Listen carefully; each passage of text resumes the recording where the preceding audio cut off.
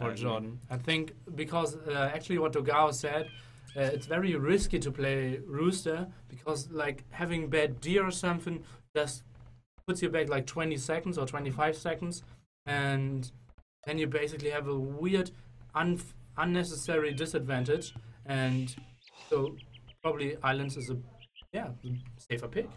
Taking a look at the maps here, something Viper will be able to tell better, but I think RiuT has got really a thin island right here in the middle. I guess that is not really going to help him if he comes to lose the water. On the other side, it looks like JorDan's got quite a big island. He's got enough spot to take wood. The gold a little bit bugged, but what do you think about the maps, Viper? I really dislike the type of map RiuT has, because it's so hard to tell where you're supposed to dock in a map like that. Like, should you go straight for the front? Sometimes, like the island, like as you can see on this map, there's a gold island right in the front. But sometimes that gold island is like a little bit more to the bottom, and usually you want to dock kind of corners. You want to head towards the edges and towards the corners to dock, and we'll see how their docks turn. I think JorDan might actually end up going for kind of a back dock. For a back dock, right? Yeah. Looks like the map is sort of calling for it. He's so much closer to the back than he is to the front. He does have a whole lot of wood right here up the front. The gold is sort of blocking his path a little bit too, so probably he will settle down for a back dock right here in the front. Yeah, most likely. Actually, that's, I think, not why he picked the map. So I wouldn't be surprised if he thinks about a restart, but JorDan is, I think, the guy who's taking the least restarts ever. Okay, he's just like, okay, I will try to play this map through, and yeah, just remembering like one game in the War is Coming, where he played like a nomad game with like 2 sheep, or land nomad game, and he just said like, yeah, I will figure something out. So I feel like he's not taking a restart. And only 30 seconds to go, to be fair. They've got until minute 4 to decide if they want to restart or not.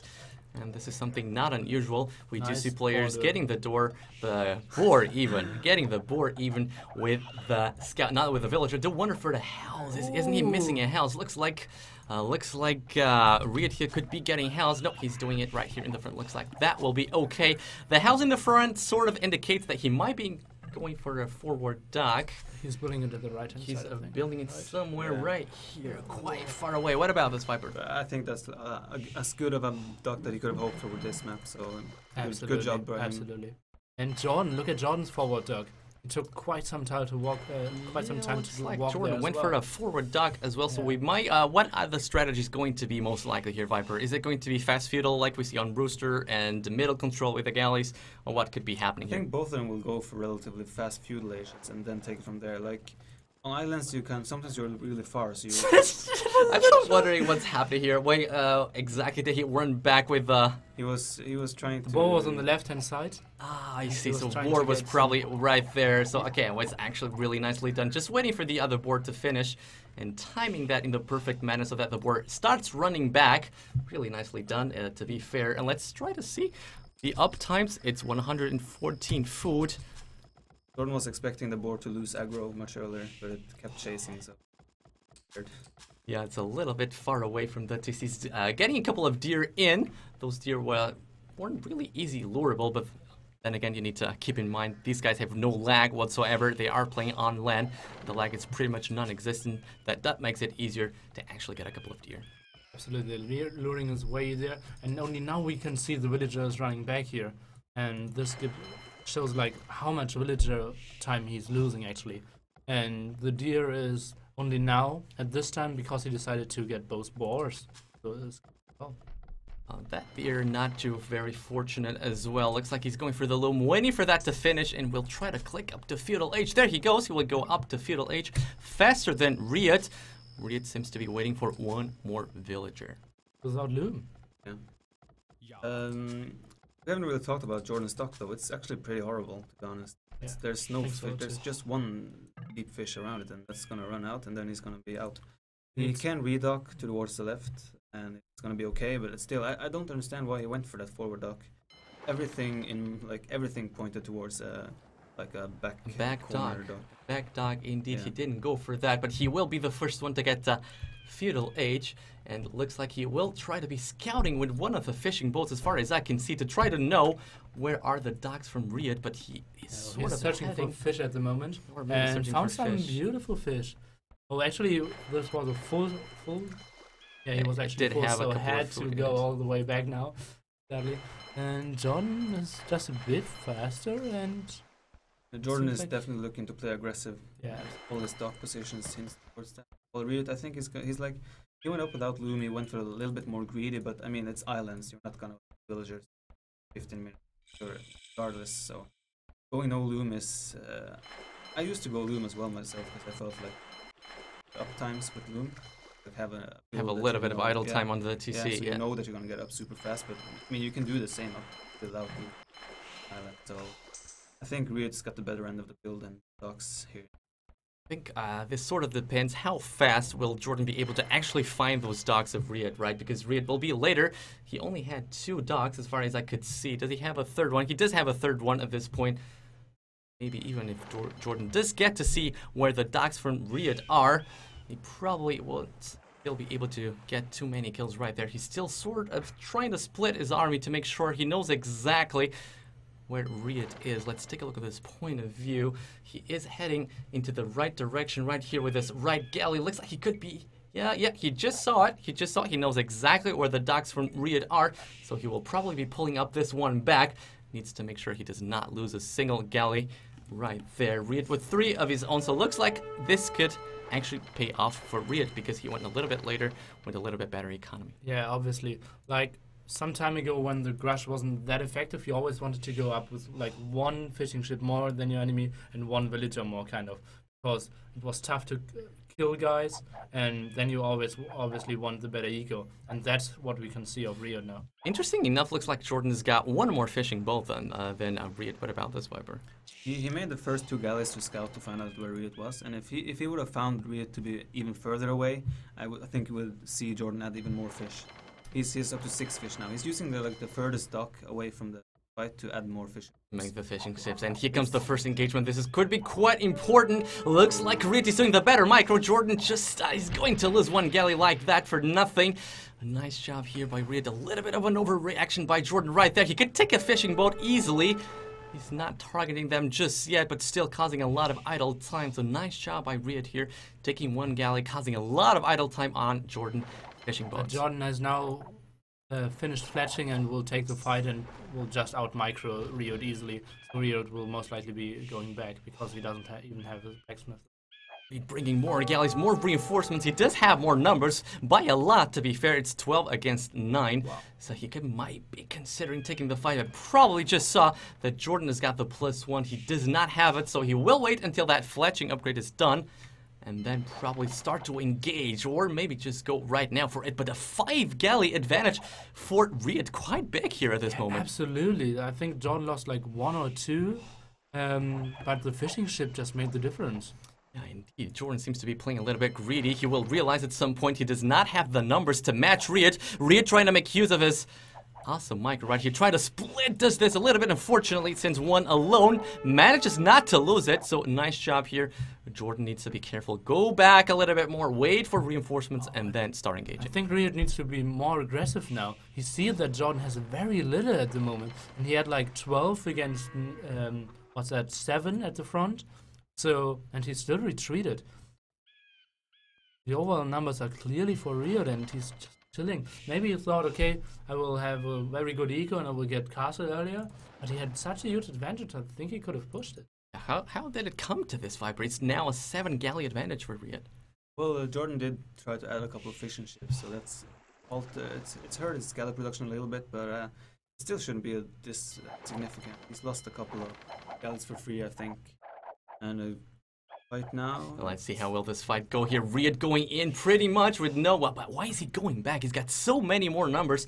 You really need the confidence to take this fight, RiuT. You have so many more numbers. Just go for it, man. Just go for it. Looks like this is going to be it.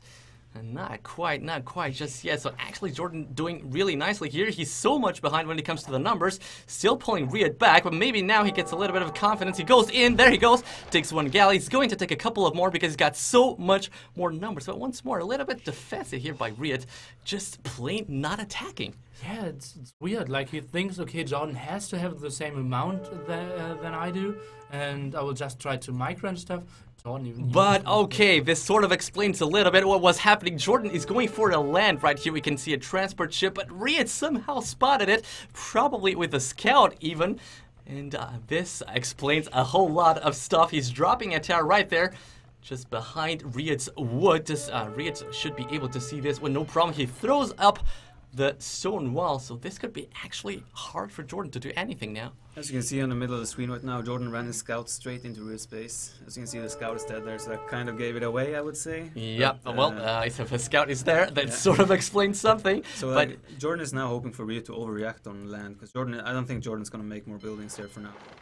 But the one thing that might prove crucial in the long run is that JorDan actually has control of RiuT's second goal right now. And that, in the long run, that might actually play quite a big part. Very important thing indeed. Looks like no gold is left apart from this one on the rest of RiuT's island. So JorDan is the first one to reach Castle Age.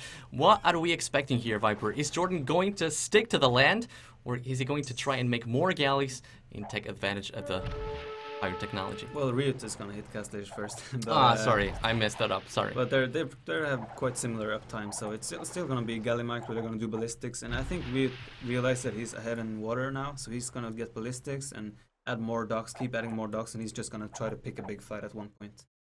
Take a look at this. JorDan needs to make sure he keeps all of his galleys alive. He should be able to sort of realize that he does have the advantage at this point in the water, as far as I can see. If these numbers are not lying, it's 39 against 35. Needs to make sure no stupid fights. Gets one galley nicely done right there. RiuT brings in a couple more, very close on the water. A small mistake here could turn everything around at this point. Yeah, absolutely. And the amount of ships is so nice for RiuT, but he still is not taking the fight, because JorDan always has ships clumped together, and so it looks a lot. And RiuT just having like 20 up front and 10 behind. He is not taking any fights. Now I think he should snipe docks now and not try to attack, because JorDan just runs back and then always takes a better fight into his docks.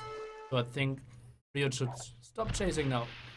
Looks like he's not doing that, and he is going to go in. He's got the War Galley upgrade, and JorDan needs to go back a little bit. He does want to wait until his upgrade is finished, and correction right here was obviously looking at the wrong side back then. The military is still pretty much in favor of RiuT, but JorDan still seems to want to fight this. Gotta give him credits. Looks like ballistics will be done for RiuT first. No big surprise there. RiuT's gonna have 1 minute of opening time to actually try to pick a fight, but I'm not sure if he... because this is super tricky when you're fighting next to the opponent's dock. Reinforcement time, but I mean still, RiuT has significant numbers. Yeah, he wants to make advantage of the ballistics using a runner right there. JorDan's not going to fall for that. He goes back a little bit more. Wants to make sure he can gather the numbers, adding in more and more docks right here at the back. And you will have to think that at some point he might be able to actually match the numbers. That would be so important for him at this point. Yeah, absolutely. He has to catch up now. Water is the most important thing, obviously, in islands, because there's so much water on the whole map. And he's getting the wood upgrade, but RiuT is getting the same. He got +2 upgrade. Now they're getting into big fight, like running back, running forth. Both have ballistics, so you always lose some units. Would be really important for JorDan to not lose any units for nothing right here. RiuT sort of helping him on that way. He's going back once more and trying to make sure he does not suffer any damage himself. Looks like JorDan needs to be careful about these galleys right here. A big fight could be taking place, and I do like this. This could be a very nice fight here. Let's take a look who will win this. The numbers seem quite even at this point. Yeah, and keep in mind that RiuT's reinforcement coming from much further coming a lot further away, so this fight could be very important. Taking a look at the overlay, looks like the distance, the difference not really changing too much, but taking a look at the picture, looks to me like JorDan might be actually winning this. Yeah, he's turning this fight around. Let's take in once more. RiuT only with 5 galleys advantage. He needs to go back. What a turnout of events. Really need to wonder why RiuT decided to take that fight. His reinforcements were so far away.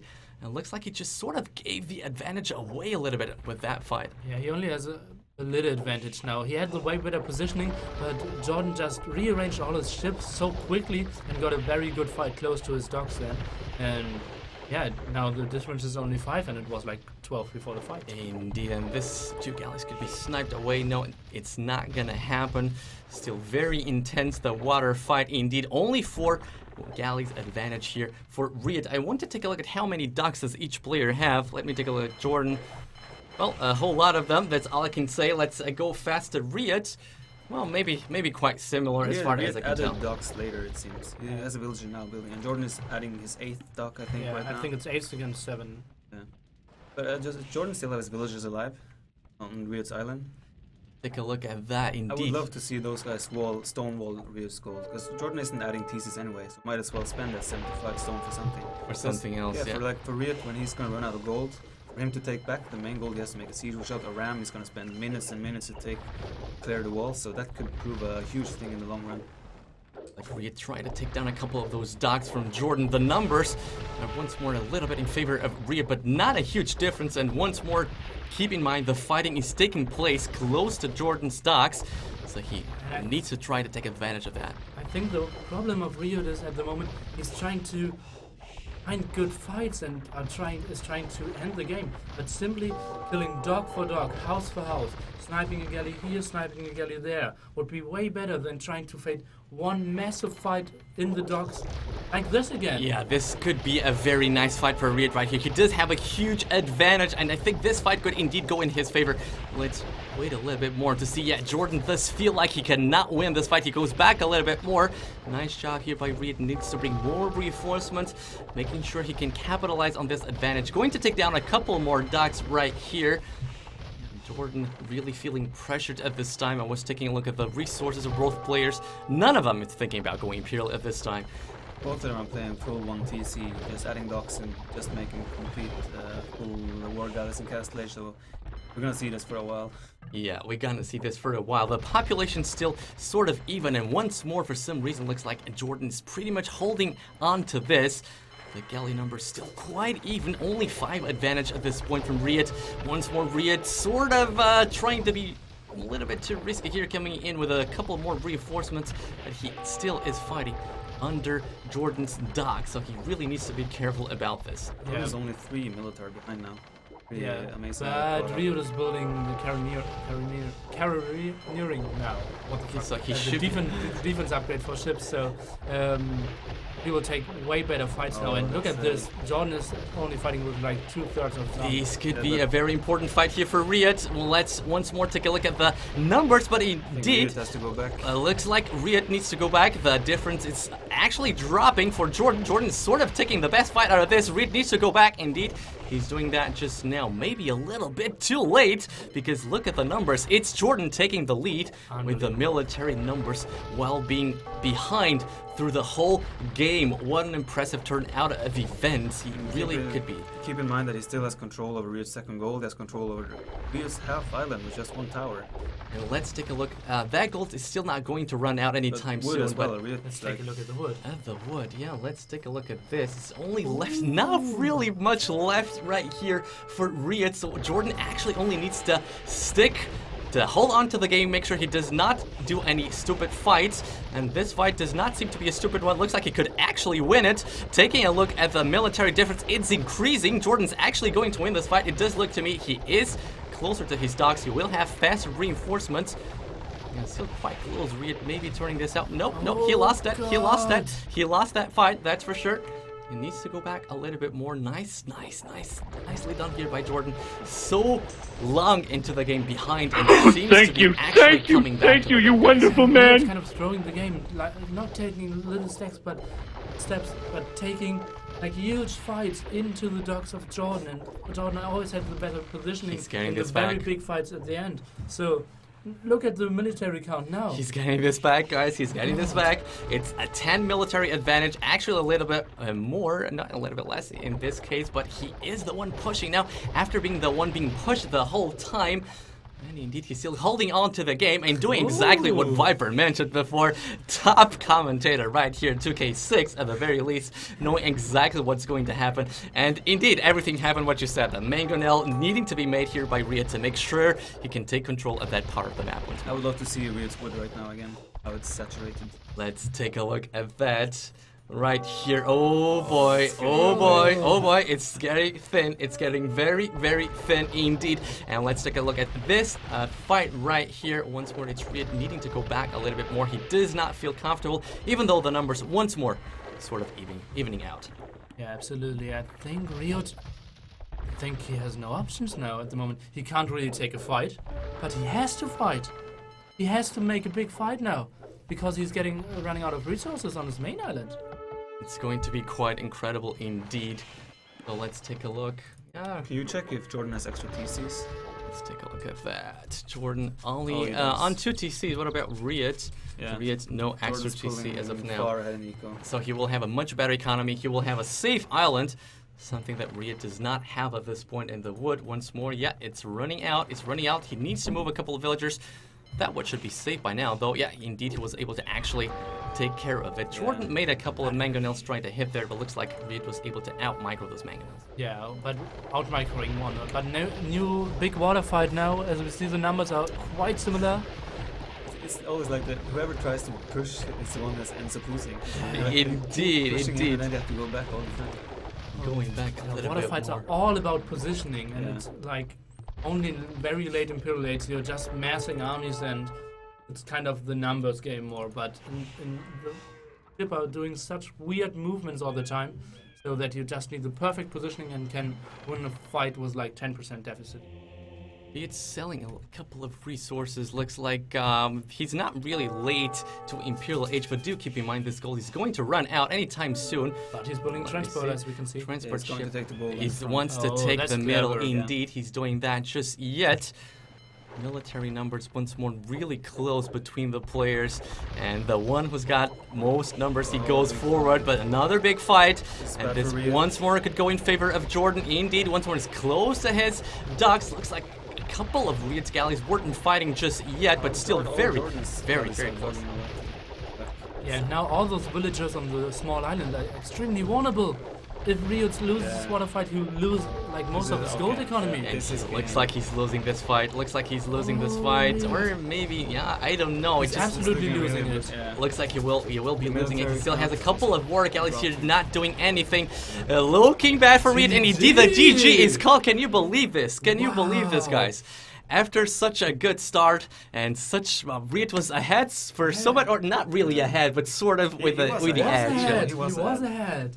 Let's take a look at the achievements. What's amazing about this game is JorDan's initial landing that might seem like a fail turned out to be the game-winning move in the end. Yeah, Indeed. We thought like that didn't do much damage, but just as you predicted before. But it didn't cost much. It didn't cost like 3 minutes of villager time and a tower. And he chopped wood there for like 5-10 minutes as well. Really amazing how such a small little move that might not seem that significant turns out to be like the game. Let's upload, and the temperature is raising right here in the booth. We're all sweating. The games are getting excited. The temperature is raising right here. Now we're gonna wait for game 3. That's going to be home map of RiuT. It's gonna be really exciting to see if RiuT dares to go for Rooster now. Oof. Like after losing a water game. After losing a water map, what about that? He had the better Grush start, to be honest. But JorDan won't build extra fishing ship at minute 10 into the game on Rooster for sure. Indeed, so we'll be even more micro-intensive, and JorDan probably won't have the chance to go back if he actually is losing, right? Because there's not really a chance for that on Rooster. So we'll be 100% micro and 100% Dark Age, 100% perfect build right here in this third game. Yeah, we'll see if it goes. I'm gonna sneak peek once they're in the game, see what he picks. Hey, indeed, we can take once more to try to take a look at the screens right there, just behind us. Double Arabia. Is it double? Did he announce it on the game? Ooh, that's an interesting pick. That's a very tricky map to play when everything is on the line. Double Arabia. What about this? I always this? love when people are picking like special maps in important moments, because you know he did put effort into it. I would be surprised if he hadn't trained it like 10 times against the top players, Fire, Dogao, VH. And Double Arabia, the most common civ is going to be Hans here, if I'm not mistaken. Hans and Chinese are pretty much your only options. Yeah, it's tough. Like on 3TC maps, you have to pick Chinese, like Triple Arabia. But on Double Arabia, it's something between Hans and Chinese. And I think Chinese is made way more tougher to play. Yeah, it is. And more complicated, both concerning micro, all your villagers. But they are the better civs. So If you pull off a great Chinese start, you're gonna be 2-3 bills ahead. You're gonna be ahead, Hans of course. player. Of course. I think they're both gonna go. So Let's take a look at that. Indeed, it is Hans for both players. Indeed. That's for those of you who are not very familiar with this map. Players do start with 2 TCs. And I can take a look here. There's the 2 TCs right here from RiuT on the sort of left side of the map. JorDan's got his right here on the right side. And this can be a really rough start for players, right? They need to manage 2 TCs instead of 1. And what are the most common strategies here, guys?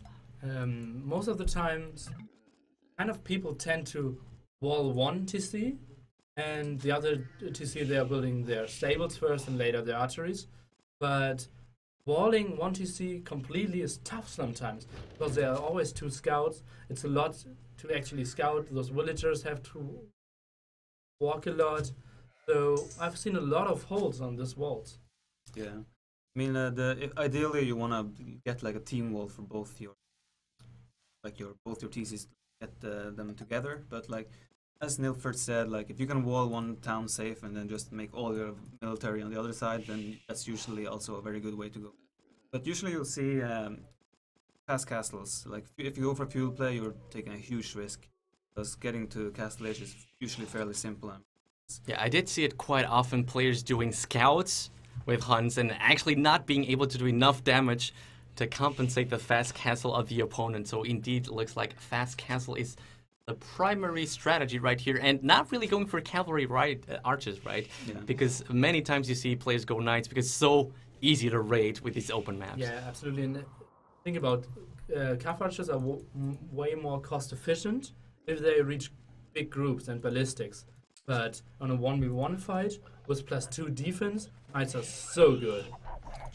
Indeed, and maybe we should start talking a little bit about the maps here. It's really hard to actually tell how they look like, but what's your feeling, guys? Who's got the better map It's more here? important to look how you can wall and how you can secure resources than actually where your gold is.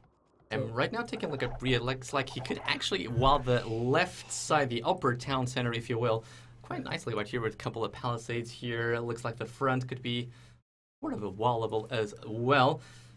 The second TC does not look too bad for me either. I think they've paused to check if you can restart because JorDan's map is so open, it's impossible to wall.